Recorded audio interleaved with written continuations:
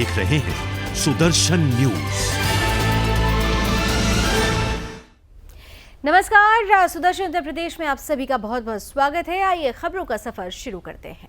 आप सीख समझ रहे हैं, उत्तर प्रदेश की हम बात कर रहे हैं और जब हम उत्तर प्रदेश की बात कर रहे हैं तो आइए सबसे पहले बात कानपुर की कर लेते हैं, जहां चोरी की अलग अलग घटनाओं से क्षेत्र में दहशत फैलाने वाले 3 शातिर चोरों को पुलिस ने पकड़ लिया है। शातिर चोरों के पास से चोरी की बाइकें, मोबाइल और टैब बरामद हुआ है। वहीं चोरों के सरगना का एनकाउंटर पुलिस द्वारा कर दिया गया है, लेकिन शातिर ने जेल से छूटते ही फिर से चोरों का गैंग खड़ा कर दिया।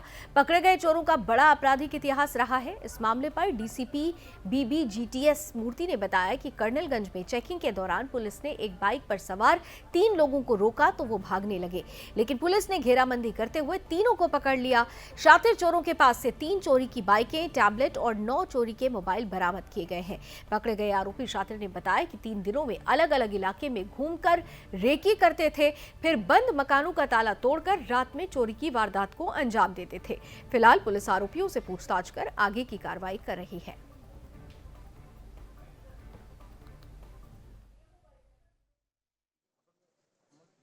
थाना क्षेत्र में आप सभी लोगों को विदित है कि 2 हफ्ते पहले एक रेलवे स्टेशन के यहाँ अंधेरे का फायदा उठाते हुए एक लेडी और उनकी बेटी को धमका के एक पर्स और उनके मोबाइल और कुछ पैसे लूटा गया था। उसी पे जब हम लोगों ने एक विशेष टीम गठित किया कल्याणपुर थाना टीम के साथ, उन्होंने सफलता पाई है। इसमें से 2 अपराधी जो शातिर लुटेरे हैं, दोनों पकड़े गए हैं। एक का नाम है मोहम्मद गुलफाम हसन उर्फ कालिया, ये बहुत शातिर लुटेरा है, इनके ऊपर करीब 10 से ऊपर मुकदमे हैं। और दूसरा एहतेशाम। इधर किसी समय बड़े बड़े कुख्यात माफियाओं और बदमाशों के लिए सेफ सिटी माने जाने वाले पश्चिमी उत्तर प्रदेश का मेरठ जिला अब माफियाओं के लिए असुरक्षित हो चुका है। दरअसल पुलिस ने जिले में चलने वाले हर प्रकार के अपराधों के ऊपर कड़ी लगाम लगाते हुए माफियाओं और बदमाशों की कमर तोड़ दी है। पुलिस ने गिरोहबंद अपराधियों के ऊपर बड़ी कार्रवाई करते हुए उनकी चल अचल संपत्तियों को कुर्क कर जमींदोज किया है। इसके चलते माफियाओं में दहशत का माहौल है। जगह जगह अपराधी गले में तख्ता डालकर सरेंडर करते हुए दिखाई दे रहे हैं। मेरठ में पुलिसिया एक्शन पर हमारे सहयोगी अमित सिंह ने बात की एसपी सिटी विनीत भटनागर से।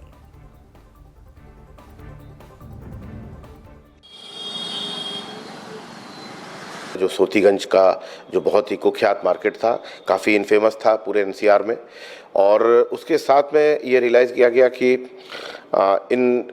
ये जो अवैध कटान है गाड़ियों का, वाहनों का, इसके साथ साथ एक पूरी एक चेन जुड़ी हुई है अपराध की शुरुआत से लेकर के, और फिर उसके बाद में यानी उसका बैक एंड और जो उसके आगे वाली जो प्रक्रिया है, तो ये सारी चीज़ें जुड़ी हुई थी। उन सभी पे जो है एक समेकित रूप से हम लोगों ने फोकस किया, जिसकी वजह से ये रिजल्ट्स इसके अच्छे देखने को मिले हैं। मैं आपके माध्यम से बताना चाहूँगा लोगों को कि जो गैंगस्टर्स एक्ट है, उत्तर प्रदेश गिरोहबंद एवं समाज विरोधी गतिविधियां निवारण अधिनियम, उसके अंतर्गत धारा 14 का प्रावधान है, जिस हमने इस धारा का जो है भरपूर उपयोग किया है और इसके तहत ऐसे लोगों की संपत्तियों को चिन्हित किया जिसका वो जो उनकी नॉन सोर्सेज ऑफ इनकम से अलग हटके था, या कोई अचल संपत्ति हो, कोई उन्होंने प्रॉपर्टी खरीद रखी थी, कोई मकान बना रखे थे।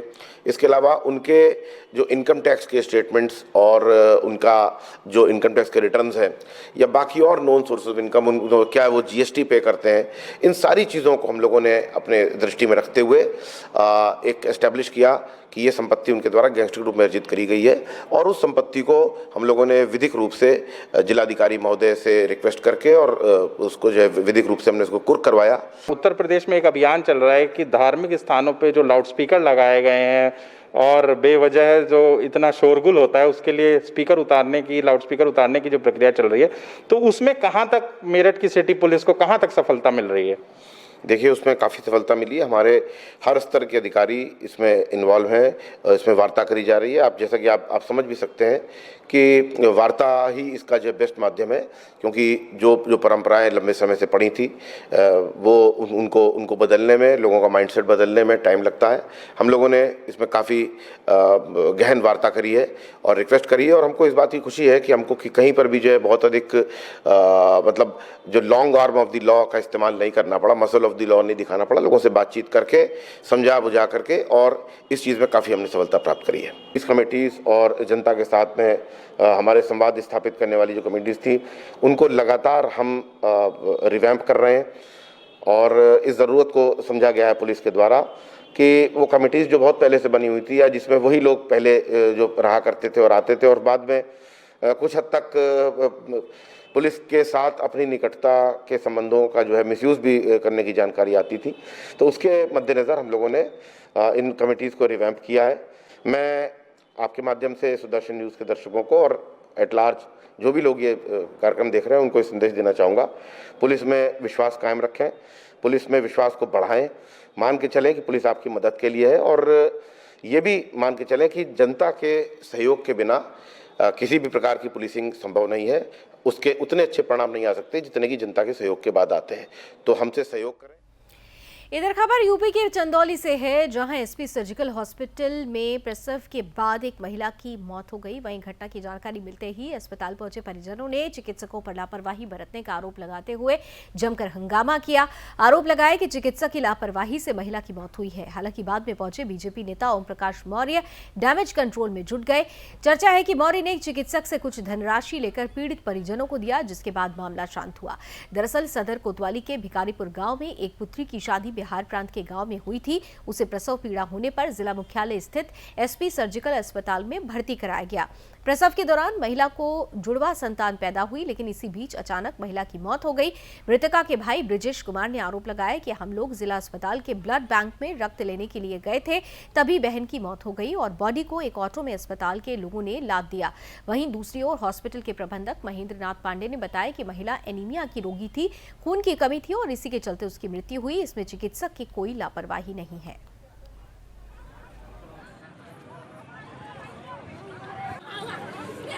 हम 9:30 बजे लड़की अपनी बहन को जब लेकर आए तो मैडम जी को दिखाए तो मैडम जी बोले कि 8 बटा खून है, 16 तारीख की रिचार्ज से जाँच से। तो हम बोले कि ठीक है मैडम जी, क्या होना चाहिए? तो बोले बेटा अगर नॉर्मल हो जाएगा तो ठीक है, तो ऑपरेशन करना पड़ेगा। तो नॉर्मल हो गया, खुशी खुशी ब्लड लेने के लिए हम लोग को भेज दिया। ब्लड लेकर आए, हमारा ब्लड नहीं चढ़ा। जब हम लोग को लड़का पैदा हुआ तुरंत भेज दिए एनर्जी हॉस्पिटल में, हम लोग जाकर भर्ती किए लड़कों को। तब इधर आए तो बॉडी मर गई, तभी भेज रहे हैं मैक्सवेल हॉस्पिटल में अपना साधन करके। रक्ताल्पता एनीमिया से पीड़ित थी पिछले 3 महीने से। घर वाले ब्लड की व्यवस्था नहीं कर पाए। आयुष्मान कार्ड पे इलाज कराने के लिए मेरे हॉस्पिटल में ले आए। हम लोग इलाज शुरू करने वाले थे, तब पेशेंट को ब्लड की रिपोर्ट आई, 5 ग्राम हीमोग्लोबिन थी। ब्लड अरेंज करने के लिए जिला चिकित्सालय ब्लड बैंक में उनको भेजा गया। ब्लड लाने से पहले पेशेंट कोलैप्स कर गया। और बात अब यूपी के हापुड़ की कर लेते हैं, जहां सिंभावली थाना क्षेत्र के एक गांव की निवासी एक युवती ने 3 युवकों पर सामूहिक दुष्कर्म का आरोप लगाया। वहीं पुलिस पर भी मामले में धाराओं में रिपोर्ट दर्ज करने का आरोप लगाते हुए युवती ने न्याय की मांग की।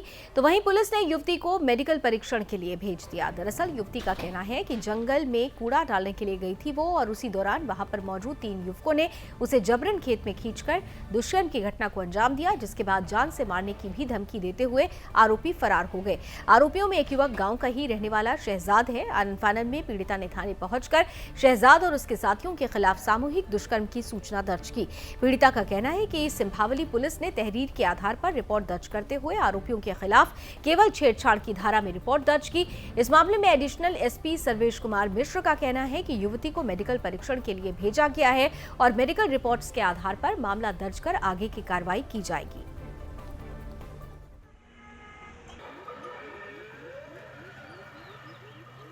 पहाड़ों में कूड़ा गिरने गई ही, वहाँ से 3 लड़कों ने मुझे ईंख में खींच ली, मेरे साथ गलत काम करा। एक को मैंने पहचान लिया, 2 सामने आएंगे तो उन्हें भी मैं पहचान लूँगी चेहरा। उन्होंने मेरे साथ गलत काम करके मैं घर को आएगी। मैंने घर में आके अपने परिवार वालों को बताया, फिर उन्होंने पुलिस में रिपोर्ट करी। मुझे इंसाफ चाहिए, क्या कार्रवाई करो। ये मेरी सिस्टर हैं जी, पहले भी ऐसी बदतमीजी हो गई ही, उसको हम दबा गए हैं। ये लोग दबंग किस्म के आदमी हैं। अब ऐसे ही कूड़ा गिरने गई हमारी सिस्टर और वहाँ से 3 लोगों ने इसको ईख में को खींच लिया, उसके साथ गलत काम किया। हम इंसाफ चाहते हैं गवर्नमेंट से भी और पुलिस प्रशासन से भी। हमने अपनी तरफ से रिपोर्ट कर दी, अभी तक कोई कार्रवाई नहीं हुई है। वो लोग खुलेआम घूम रहे हैं। इंसाफ चाहिए हमें। के उन्नाव की अब बात कर लेते हैं, जहां हसनगंज के एक गांव में 5 वर्षीय मासूम बच्ची को लवकुश उर्फ गुड्डू बहला फुसलाकर अपने साथ घर लेकर गया और वहां उसके साथ दुष्कर्म की घटना को अंजाम दिया। इस बीच बच्ची ने शोर मचाना शुरू किया तो लवकुश ने उसे छत से नीचे फेंक दिया। काफी देर तक जब बच्ची का कुछ पता नहीं चला तो पिता और अन्य परिजनों ने उसकी तलाश शुरू कर दी। वहीं बच्ची बदहवास स्थिति में पाई गई, जिसके बाद परिजन बच्ची को उठाकर कोतवाली ले गए। वहीं पुलिस ने उसे मेडिकल परीक्षण के लिए जिला अस्पताल भेज दिया। साथ ही पीड़ित पिता की तहरीर पर पुलिस ने आरोपी को गिरफ्तार कर दुष्कर्म और पॉक्सो एक्ट के समेत कई धाराओं में मुकदमा दर्ज कर लिया है। फिलहाल पुलिस मामले को गंभीरता से देखते हुए आगे की जांच कर रही है। कल दिनांक 26/5/2022 को थाना हसनगंज पे लिखित तहरीर दी गई वादी द्वारा कि उसकी 5 वर्षीय बच्ची के साथ अभियुक्त लवकुश उर्फ गुड्डू ने बलात्कार किया। इस सूचना पर थाना स्थानीय पर उचित धाराओं में मुकदमा पंजीकृत करके बच्ची को डॉक्टरी के लिए भेज दिया गया तथा अभियुक्त को गिरफ्तार कर लिया गया है। साक्ष्य एकत्रित करके अभियुक्त को जेल भेजा गया। यूपी के गोंडा से अगली खबर लेते हैं, जहां सफाई कर्मचारी संघ के अध्यक्ष ने प्रधान प्रतिनिधि पर जाति सूचक गाली गलौज का आरोप लगाया। दरअसल संघ के अध्यक्ष अतुल कुमार तिवारी ने आरोप लगाते हुए कहा कि जिला पंचायत राज अधिकारी के आदेश पर मछली गांव नानाकार में 2 दर्जन से अधिक सफाई कर्मचारियों की ड्यूटी लगाई गई थी और सफाई कर्मचारी पूरी ईमानदारी से काम कर रहे थे। लेकिन हद तो तब हो गई जब प्रतिनिधि और उनके घर वालों ने कर्मचारियों के लिए जाति सूचक शब्द का प्रयोग करते हुए अभद्र रूप से गाली देकर अपमानित किया, जिस कारण उन्हें मानसिक प्रताड़ना झेलनी पड़ रही है। वहीं कर्मचारियों ने मामले को लेकर मनकापुर कोतवाली में तहरीर दी, साथ ही उचित कार्रवाई की भी मांग की है। मछली गांव नानकार के प्रधान जो हैं, उनकी प्रधान प्रतिनिधि सुनील सोनी और ननकान ये कर्मचारियों से एक हफ्ते से अभद्रता से बात कर रहे थे। कल गाली गलौज पे उतर आए हैं। DPRO साहब के आदेश से वहाँ पे कर्मचारी लगाए गए थे। 2-2.5 साल से वहाँ कर्मचारी कोई जा ही नहीं रहे थे। कर्मचारी गए, एक हफ्ते हुए कर्मचारी को वहाँ जाते। उसके पहले से वहाँ लगा था ड्यूटी, कर्मचारियों का सामूहिक ड्यूटी लगा था। इधर खबर यूपी के जलेसर से, जहां 22 वर्षीय युवक ने फांसी लगाकर अपनी जान दे दी। घटना की जानकारी जब परिजनों को लगी तो घर में कोहराम मच गया। परिजनों के आंसू नहीं थम रहे थे, जिसके बाद घटना की जानकारी पुलिस को दी गई। घटनास्थल पर पहुंची पुलिस ने शव बरामद कर पोस्टमार्टम के लिए भेज दिया। फिलहाल अभी तक अपहरण के कारणों का पता नहीं चल सका है। वहीं पुलिस भी छानबीन कर आगे की कार्रवाई कर रही है। इधर खबर यूपी के हमीरपुर से है, जहां ग्राम शिवनी के मजरा नथपाल डेरा में खेत की मिट्टी में दबी कई दिन पुराने शव के मामले में पुलिस ने खुलासा किया है। घटना के पीछे अवैध संबंधों के शक में शराब पिलाकर डंडे से वार कर हत्या कर दी गई थी। हत्या आरोपी के साथ उसके भाई और मां ने मिलकर हत्याकांड को अंजाम दिया था। मामला मस्कुरा थाना क्षेत्र के शिवनी डेरा गांव का है, जहां एक व्यक्ति ने क्षेत्र में इनामी अपराधी कुल्लू की पत्नी को छेड़ दिया था, जिस पर कुल्लू ने मूलचंद्र को शराब पिलाने के बहाने खेतों में बुलाया और अपने भाई के साथ मिलकर उसकी हत्या कर दी। हत्या के बाद युवक ने अपने भाई और मां के साथ मिलकर शव को गाड़ दिया था। फिलहाल पुलिस ने मुख्य आरोपी को एक मुठभेड़ के बाद गिरफ्तार कर लिया है।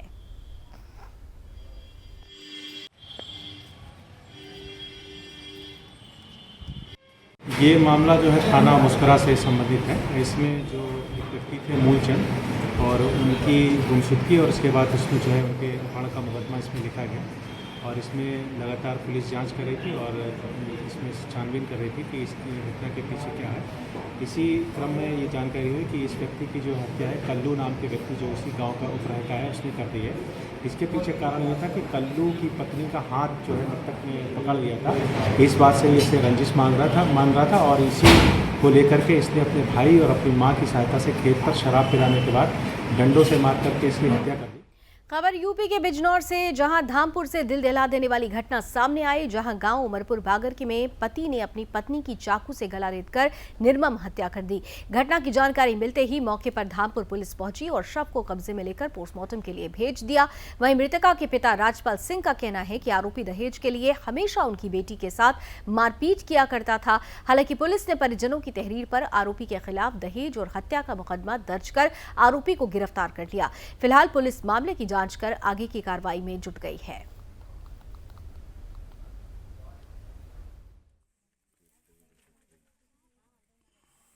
थाना धामपुर के उमरपुर बागर गांव की 21 वर्षीय रश्मि नाम की बालिका का विवाह अब से 6 माह पूर्व दिसंबर 2021 में मुजफ्फरनगर के छपार थाने के दतियाना गांव में सुमित नाम के लड़के से हुआ था। सुमित अपने ससुराल उमरपुर बागर आया था। कल रात में इसी बात के लेकर के विवाद हुआ। दहेज की मांग का उल्लेख किया गया है। आज दोपहर बाद सुमित ने अपनी पत्नी रश्मि पर सर्दी बनाने वाले चाकू से वार कर दिया। रश्मि की मृत्यु हो गई। सुदर्शन उत्तर प्रदेश में अभी बस इतना ही, लेकिन देश और दुनिया की तमाम खबरों के लिए आप जुड़े रहिए सुदर्शन न्यूज के साथ। जय हिंद।